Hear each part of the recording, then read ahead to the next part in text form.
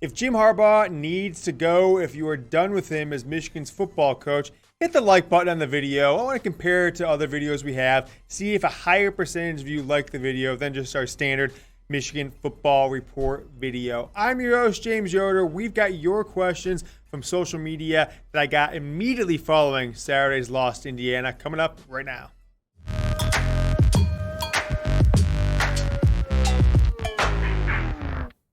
It is the Michigan Football Report from Chat Sports. I am James Yoder. First question, I put a little thing on Twitter, said, ask me questions, I'll answer them. We're filming this Saturday afternoon, a couple hours after the game, putting it up Sunday to give our post-game show a little breathing room, let you guys sound off in the comments. But Shane's question, at Get Your Rocks Off, pretty funny Twitter handle, a good guy to follow on Twitter. Is this the apocalypse? Let me break that down for a second. We've got a global pandemic. Donald Trump was the president. Then Joe Biden, who a lot of people forgot existed 2-3 years ago after he didn't run in 2016. He's now the president. Michigan State beats Michigan. Then they lose 49-7 to Iowa. Maryland's beaten Penn State as we film this.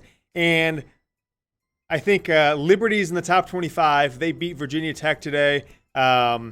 Indiana's going to be a top 10 team after this. So the world has gone mad. The world has gone crazy. This might be the apocalypse. This could be the last year, December 31st. We might just cease to exist as a planet. I don't know what's going to happen, but really good question because Michigan just lost to Indiana for the first time since 1987. Next question coming up from the boys from Scarlet and Great Podcast, Corey, Jack Miller season in homage to their backup freshman quarterback.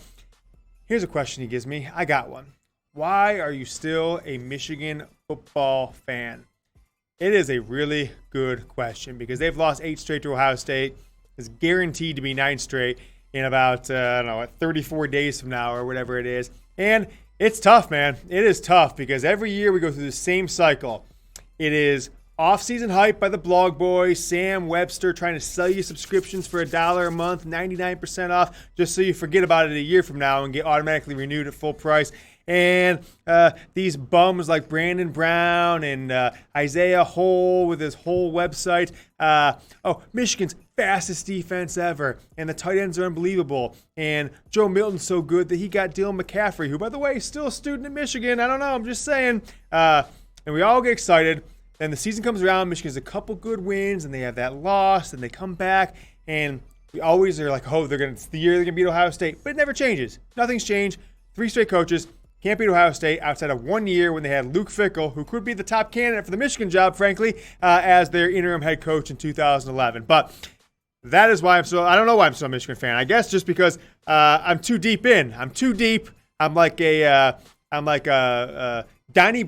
I'm undercover in the mob. We're about to take him down. I always feel like we're take down the mob. And I can't out myself yet. But I don't know why I'm a Michigan fan. You guys maybe comment below why you're a Michigan fan. And while you're down there, hit that red subscribe button. Make sure you subscribe to the Michigan Football Report.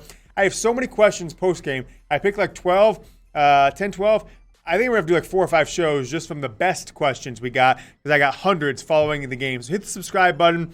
It's not going to be the season we hope for, but no one's going to give it to you straight.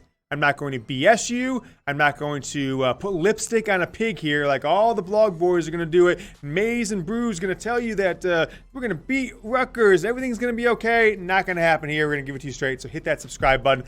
The most watched Michigan football show on the planet Earth. Next question up, Buckeye Blitz. These Ohio State fans are just giving it to me. So I had to give them their due. A lot of questions at the beginning of the show. More Michigan fans towards the end. As a Buckeye fan, I can't believe to say this, but you need to get Luke Fickell to light some fire with the fans and the players. Right now, it's dead.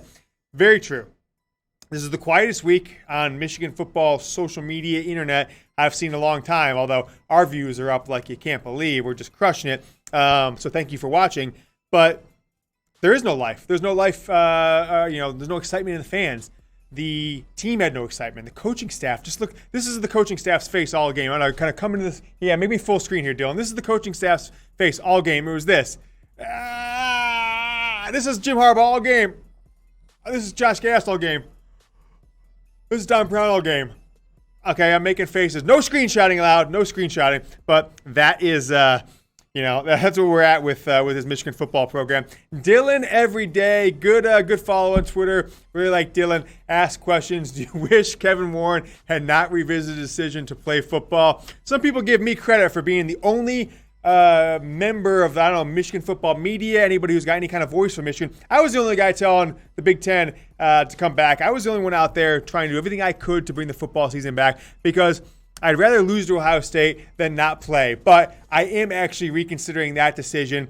I kind of am hoping at this point that I don't want anybody to get sick, nobody go to the hospital. But I'm just kind of hoping that the whole Big Ten gets coronavirus and we don't have to watch Michigan play for the next 6 weeks because it is going to be a disaster.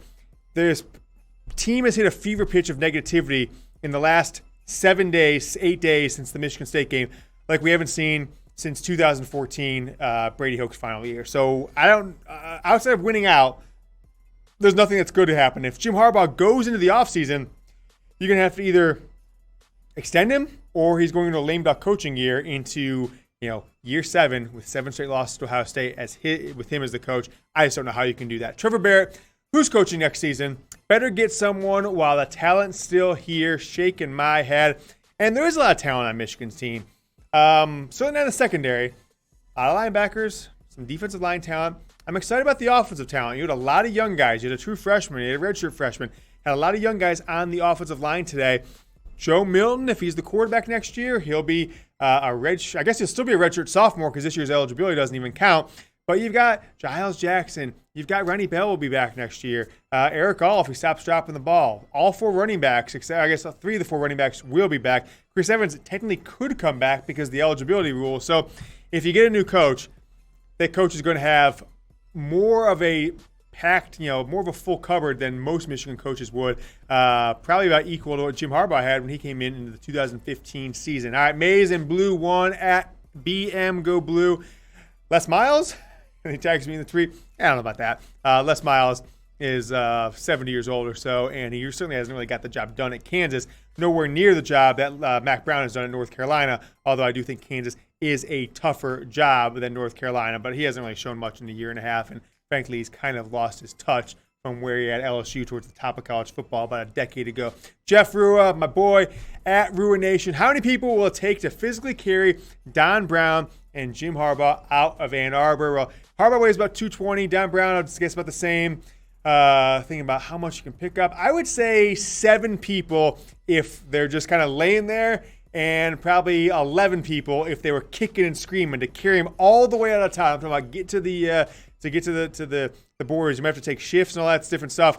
And if they're going to do it, you might as well do it wearing this shirt, the Fire Don Brown shirt. Someone sent it to me.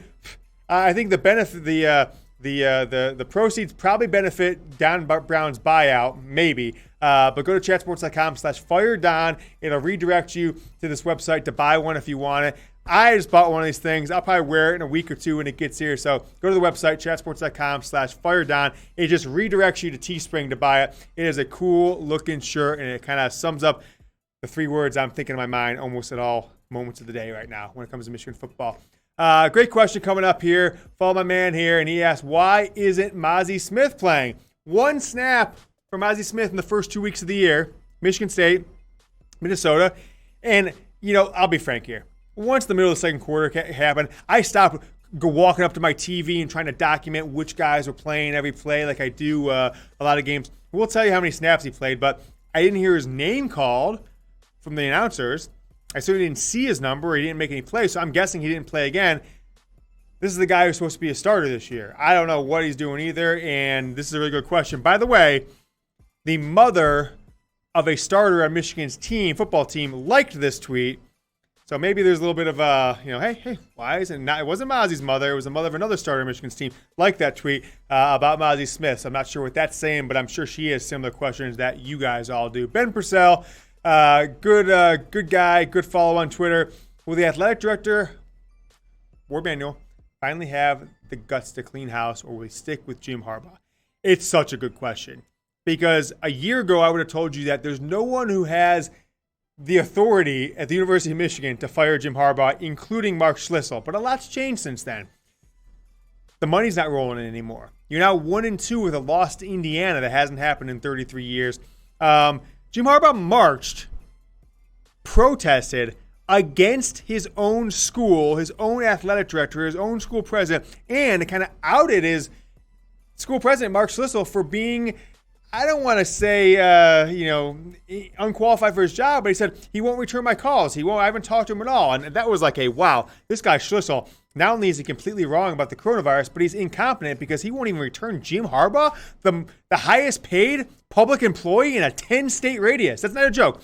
Jim Harbaugh makes more money than any state employee in Ohio, Michigan, Illinois, Indiana, Pennsylvania, Wisconsin, Minnesota, Iowa, Nebraska. Jim Harbaugh he's the highest paid state employee, and Mark Schlissel wouldn't call him back during the coronavirus when they're trying to cancel football. So I don't know what that says about the relationship. I think it's a bad move by Schlissel. It's kind of a good move by Harbaugh, but not much to say about whether they'll have the guts or not, because I haven't seen this administration at Michigan have much guts at all in the past few years. How about Ryan Bean? Follow me on Twitter, right? Yeah, cool. James T. Yoder. Follow me at James Yoder.